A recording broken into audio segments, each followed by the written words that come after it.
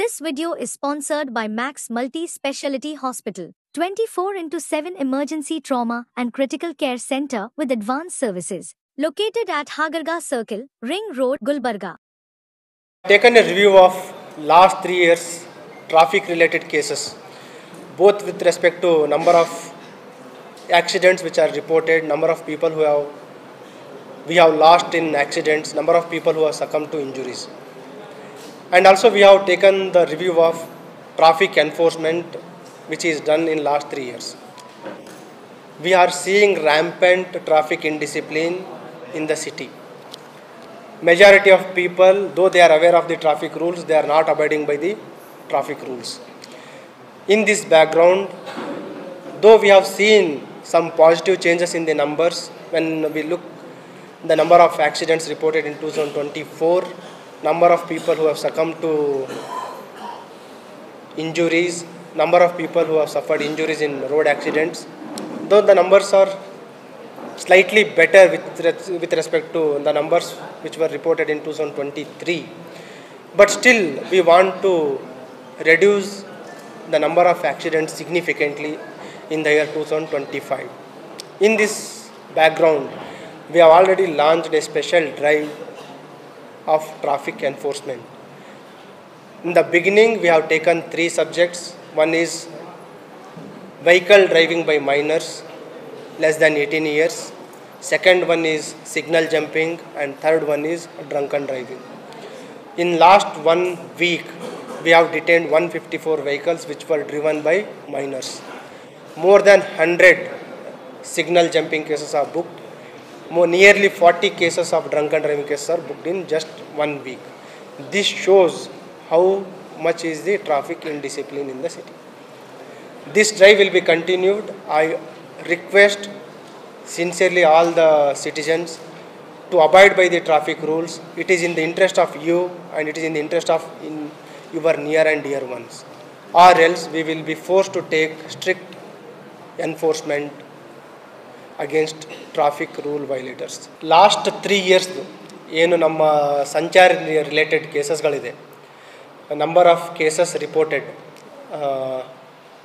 ಮಾರಣಾಂತಿಕ ಅಪಘಾತಗಳು ಮತ್ತು ನಾನ್ ಫ್ಯಾಟಲ್ ಆಕ್ಸಿಡೆಂಟ್ಸ್, ಅವುಗಳ ಒಂದು ವಿಮರ್ಶೆ ಮಾಡಿದ್ದೀವಿ 22, 23, 24. ವಿಮರ್ಶೆ ಮಾಡಿದಾಗ 22, 23 ನಾವು ಅಂಕಿಅಂಶಗಳನ್ನು ಕಂಪೇರ್ ಮಾಡಿದಾಗ 24ರಲ್ಲಿ ಪ್ರತಿ ವರ್ಷ ನಾವು ನೋಡಿದಾಗ ನಂಬರ್ ಆಫ್ ವೆಹಿಕಲ್ಸ್ ಇನ್ಕ್ರೀಸ್ ಆಗುತ್ತೆ, number of new license holders ಜಾಸ್ತಿ ಆಗುತ್ತೆ. ಸೊ ನಂಬರ್ ಆಫ್ ಆಕ್ಸಿಡೆಂಟ್ಸ್ ಎಲ್ಲ ಕಡೆ ಒಂದು ಕ್ರಮೇಣವಾಗಿ ಪ್ರತಿ ವರ್ಷಕ್ಕಿಂತ ವರ್ಷಕ್ಕೆ ಜಾಸ್ತಿ ಆಗ್ತಾಯಿದೆ. ಬಟ್ ಅದಕ್ಕೆ ಎಲ್ಲೋ ಒಂದು ಕಡೆ ನಾವು ಒಂದು ಕಡಿವಾಣ ಹಾಕಲಿಕ್ಕೆ ಯಶಸ್ವಿಯಾಗಿದ್ದೀವಿ ಅಂತ ನಾನು ಹೇಳಲಿಕ್ಕೆ ಸಂತೋಷ ಪಡ್ತೀನಿ. ಯಾವ ರೀತಿ ಅಂತಂದರೆ, when we compare 23 figures to 24, we are able to stagnate, ಅದನ್ನು ಹೆಚ್ಚಿಗೆ ಆಗಲಿಕ್ಕೆ ಬಿಟ್ಟಿಲ್ಲ. ಮತ್ತು ಸ್ವಲ್ಪ ಮಟ್ಟಿಗೆ ಒಂದು 5 to 10% ಅಷ್ಟು ಕಡಿಮೆ ಮಾಡಲಿಕ್ಕೆ ನಾವು ಯಶಸ್ವಿಯಾಗಿದ್ದೀವಿ. ಅಪಘಾತಗಳಲ್ಲಿ ಗಾಯಗೊಂಡಿರುವ ಮತ್ತು ಮರಣ ಹೊಂದಿರುವವರ ಸಂಖ್ಯೆಯನ್ನು ನೋಡಿದಾಗ ಕಡಿಮೆ ಮಾಡಲಿಕ್ಕೆ ಯಶಸ್ವಿಯಾಗಿದ್ದೀವಿ. ಅದನ್ನು ನಾವು ಇನ್ನಷ್ಟು ಸಮರ್ಪಕವಾಗಿ, ಇನ್ನಷ್ಟು ಪರಿಣಾಮಕಾರಿಯಾಗಿ ಈ ವರ್ಷ 2025ರಲ್ಲಿ ಕಡಿಮೆ ಮಾಡಬೇಕು ಅಂತ ನಾವು ಪಣ ತೊಟ್ಟಿದ್ದೀವಿ. ಆ ಒಂದು ಹಿನ್ನೆಲೆಯಲ್ಲಿ ಈಗಾಗಲೇ ನಾನು ಅಧಿಕಾರಿಯವ್ರ ಜೊತೆ, ಸಿಬ್ಬಂದಿಯವ್ರ ಜೊತೆ ಒಂದು ಸಭೆಯನ್ನು ಕೂಡ ಮಾಡಿದ್ದೀವಿ.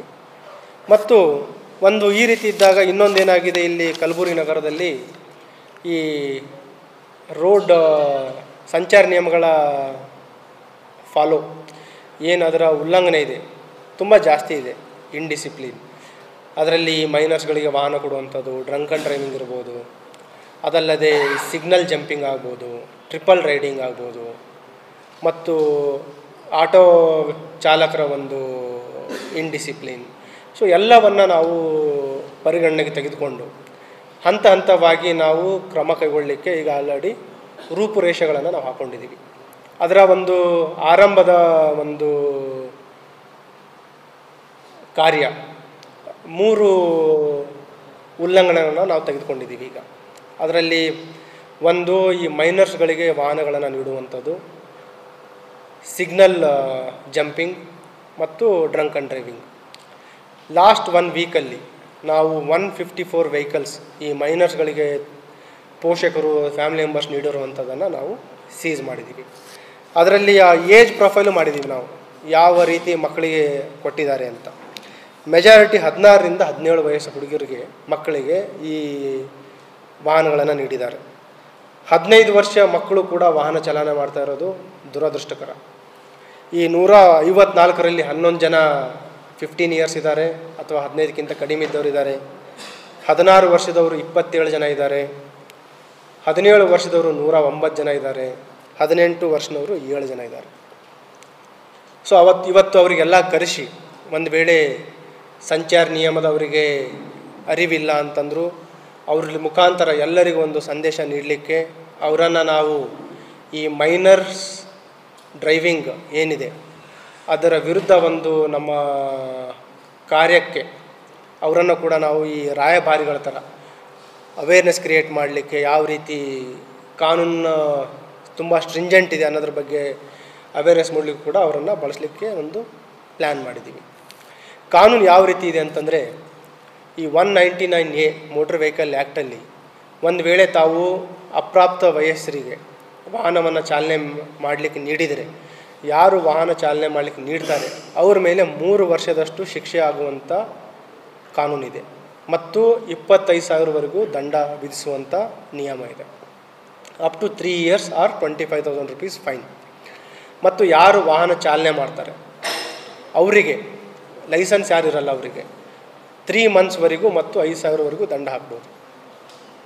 ಇದಲ್ಲದೆ ಯಾರು ವಯಸ್ಕರಿದ್ದಾರೆ more than 18 years without licence ಅವರಿಗೂ ಕೂಡ ತಾವು ವಾಹನ ನೀಡಿದರೆ, ಅವ್ರ ಮೇಲೂ ಕೂಡ ನಾವು ಯಾರು ವಾಹನ ನೀಡ್ತಾರೆ ವಿತೌಟ್ ಲೈಸೆನ್ಸ್ ಇರಲಾರ್ದವರಿಗೆ ವಾಹನ ನೀಡಿದರೆ ಅವ್ರ ಮೇಲೂ ಕೂಡ ನಾವು ದಂಡ ವಿಧಿಸ್ಬೋದು.